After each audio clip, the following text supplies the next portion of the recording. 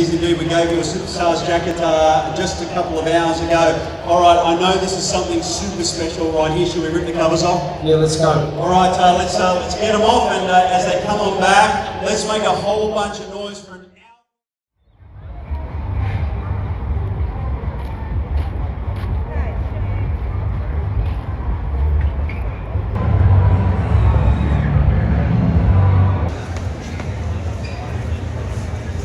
Someone we know, we've seen him here before, last year at MOTOREX. Ross, how are you? Very good, thank you.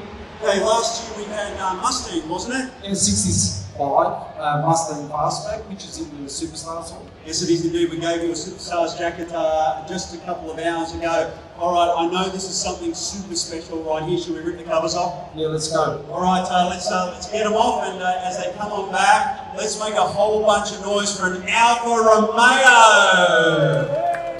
Okay, so exactly what do we have here? What have you produced for us? It's a 1967 Alfa Romeo GIULIA Sprint GT Veloce. It's a bit of a mouthful, but it's a pretty cool little special car.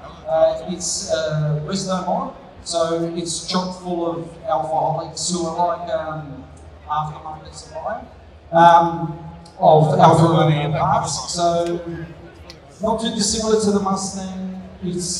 Well, the only thing we haven't replaced on the car is the roof. All the bodywork is all new. It's a full rotisserie build. We've got an engine built by Lumen Frank from the Engines, which was something a bit different for them, but not the first Alfa Romeo 2-litre engine. So it's a full alloy double overhead cam with all unit cams, and it's all been modified. We should produce a very humble little 230 horsepower, but for a car that weighs under a tonne, it should be pretty fun. We've got Alfaholics close ratio gears in the transmission, short shift kick, Alfaholics alloy wheels, all new electronics, AC, and yeah, it should be a fun little car to drive. Yeah, absolutely, and it looks incredible, right down to the detail in the wheels right there. So tell us, last year, full Australian muscle car, or American muscle car, if you like, into something from Europe into Italy. What's the deal with that?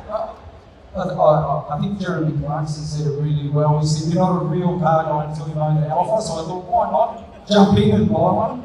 So I bought this 2 years ago, and look, as a teenager, my friends had Alfa Romeos, and I've always loved driving them. They're really unreliable, but when they drive well, they're really fun. Please tell me that you're not taking your life lessons from Jeremy Clarkson. No, I'm not. That's the one exception. Beautiful. Okay, so what happens to it now?